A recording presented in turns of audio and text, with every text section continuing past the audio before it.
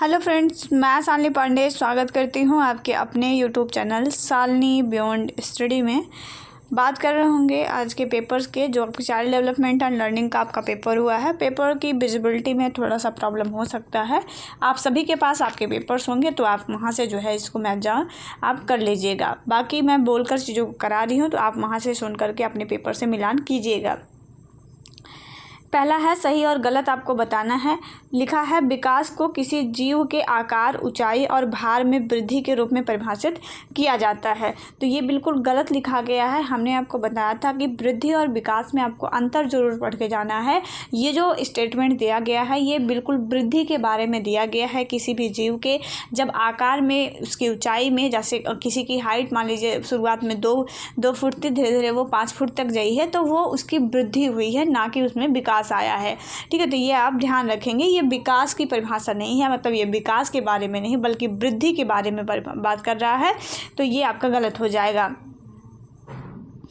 अगला है भाषा विकास के लिए पहले 2 वर्ष महत्वपूर्ण होते हैं। इम्पॉर्टेंट है, अच्छा है और सही भी लिखा गया है। हमारा जो क्रिटिकल पीरियड होता है वो जन्म से 5 वर्ष तक का समय होता है। तो ये जो बीच का समय होता है जन्म से लेकर के 5 वर्ष तक का, लैंग्वेज डेवलपमेंट के लिए बहुत महत्वपूर्ण माना जाता है। तो 2 वर्ष तक का भी समय महत्वपूर्ण माना जाएगा। अगला है प्रभाव के नियम का अर्थ है कि यदि कोई व्यवहार सुखद परिणाम देता है तो वह जारी रहेगा। बिल्कुल सही है। प्रभाव का नियम भी यही कहता है कि अगर हम कोई चीज़ सीखते हैं, उसका परिणाम हमें सकारात्मक मिलता है, तो फिर जो है वो उस काम को हम, मतलब उस चीज़ को हम बेहतर सीख पाते हैं, तो वो काम हम जारी रखते हैं। हमने आपको एग्जाम्पल भी दिया था, जो हमने आपको 20 क्वेश्चन करा रखा था, तो उसमें मैंने आपको एग्जाम्पल भी दिया था कि अगर आप बगल से कोई सामान बिना पूछे ले आते हैं और घर वाले आपको बोलते हैं कि शाबाश आपने बहुत अच्छा किया, आपको एक सुखद परिणाम मिलेगा, तो अगली बार जब आप जाएंगे किसी दूसरे के घर तो कोई बड़ी चीज़ आप वहाँ से लेके आएंगे। ठीक, क्योंकि आपको एक बार सुखद परिणाम मिल गया है, अब आप उस कार्य को जारी रखेंगे। तो ये आपका सही लिखा गया है। अगला है सामाजिक अधिगम सिद्धांत गार्डनर के द्वारा दिया गया था। बिल्कुल गलत बात है। सामाजिक अधिगम सिद्धांत गार्डनर के द्वारा नहीं दिया गया था। गार्डनर ने तो बहुबुद्धि का सिद्धांत दिया था, तो आपको बताया भी गया था ये चीज़ें, तो ये आपका गलत हो जाएगा।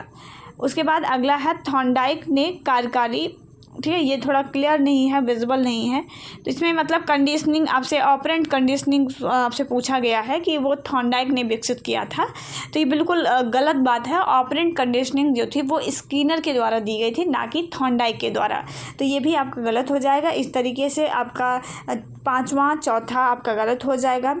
उसके बाद अगर हम बात करते हैं तो तीसरा और दूसरा आपका सही हो जाएगा और पहला आपका गलत हो जाएगा। ठीक है, तो इस तरीके से आप इसको देखिएगा कि आपने कितना सही किया है। अगला है वह सिद्धांत जो विकास की प्रक्रिया को सिर से पैर की तरफ बताता है। मैंने आपको बताया था वो सिफेलोकॉर्डल होता है। ठीक है, तो ये आपका पहला ही इसमें सही हो जाएगा। अगला है शिशु अवस्था वर्ष मतलब किस आयु तक होती है। तो 2 वर्ष तक की अवस्था को हम मानते हैं। जन्म से 2 वर्ष की अवस्था शिशु अवस्था के अंतर्गत आती है। अगला है स्किनर का सिद्धांत केंद्रित था। स्किनर एक व्यवहारवादी थे, तो ये आप ठीक किए होंगे अपना क्वेश्चन। अगला है यदि कोई शिक्षक विद्यार्थियों को संगीत की अवधारणा पर एक कविता लिखने के लिए कहता है तो वो कौन सी गतिविधि को जो है वो संयोजित करता है, तो वो भाषा संबंधित आपका हो जाएगा, लिंग्विस्टिक की बात जो है वो कर रहा है। तो ये आपका इसमें डी सही हो जाएगा। बाकी ये पेपर थोड़ा सा विजिबल नहीं है। वृद्धि और विकास में आपसे अंतर पूछा गया है। विकास के सिद्धांत आपसे पूछे गए हैं।